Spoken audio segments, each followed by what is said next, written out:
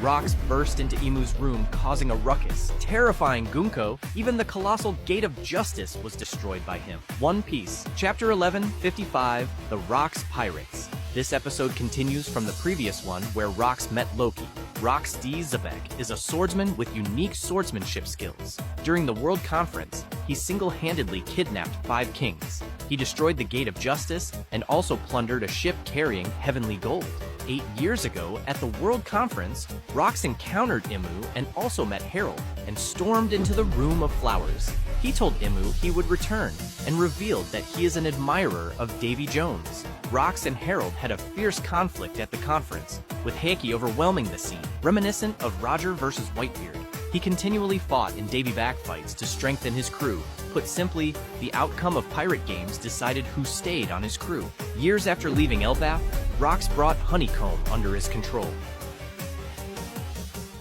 The original Rocks pirates make their entrance, teasing Imu, instantly killing an admiral, slashing Harold, bombing Loki. Is there anything he wouldn't dare to do? In Chapter 1155, at this time, Rocks wanted Loki to contact Harold, but was met with Loki's disdain, only to find himself blasted away by Rocks with a strike like Kamasari. During that year's World Conference, Rocks invaded the deepest part of the Holy Land, the Room of Flowers, and escaped unscathed, vowing to return again. On his way out, Rocks encountered Harold, who was aflame, and their clash set off a world-shaking vibration from Conqueror's Haki. From then on, Rocks continued further and stronger on his path as a pirate. While committing all kinds of evil, he also gained the original Rocks pirates through pirate games, each of whom was already a well-known figure. Finally, Rocks, arriving at Elbaf again, invited Harold aboard, with words so generous they even tempted Loki. The world is about to undergo a huge change.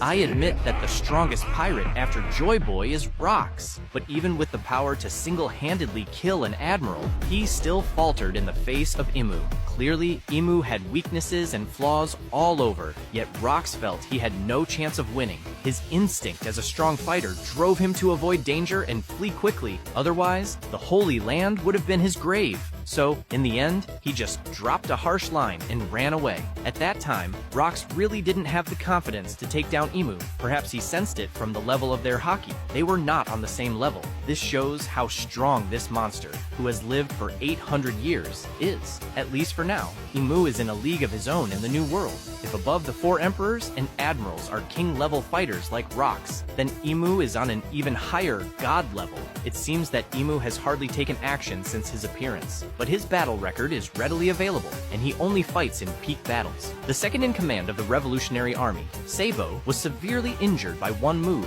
One of the Gorosei, Saturn, had his abilities taken away and was instantly annihilated. Red-haired Shanks, in order to rid himself of the demonic curse imposed by Imu, did not hesitate to destroy his own left arm. The Giant King Harold, to escape his demonized state, allowed Loki to kill him. Up to now, aside from the loss to Joy Boy, no one else has been a threat to Imu. This is why, after Rocks fled the Holy Land, he tried everything to invite strong fighters from around the world onto his ship. He even visited Harold several times to seek cooperation, all to gain the military strength of their giant race. Rocks knew that with just decades of his own skills, it was impossible to defeat a god with 800 years of cultivation. So, to overthrow Imu's rule and become the king of the world, it would require assembling the strongest group of that era. Only then would there be hope. In fact, for Imu, whether it's the hexagonal warrior Rocks, the current leader of the Revolutionary Army, Dragon, or the deadly Admiral Akainu, they are all just fleeting figures. In these 800 years, Imu has seen countless strong fighters, like the samurai swordsman Ryuma, the pirate Davy Jonesian, who were representatives of the strongest in each era, yet none posed a threat to Imu. The only one who could defeat him would be someone inheriting Joy Boy's will,